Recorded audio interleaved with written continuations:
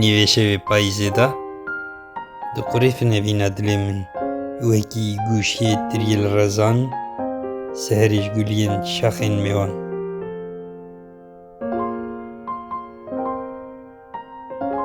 Di tavên hîvên çila de du niqutên stêr ji çavê min wekî dilopê ji şembelîlkan, rojên sayî ji lêvên sivêrnekan.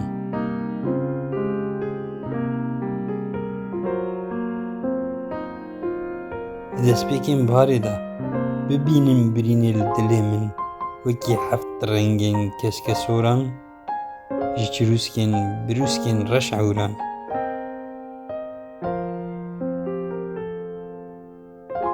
Di tavên hîvên havînê de di xuricên stêrk ji çavê min wekî penaberê derin li rêyan, ji welatê minê li rûyê esîman.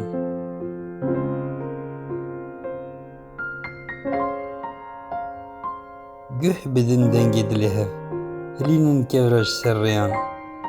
Wekî çar demsalê li nava salan, mêvanên can li navenda zeman.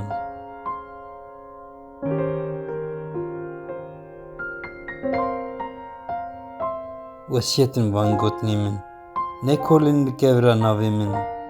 Wekî evdalê Mensûrê li çolan, rêwiye giyan li her der û her dewran.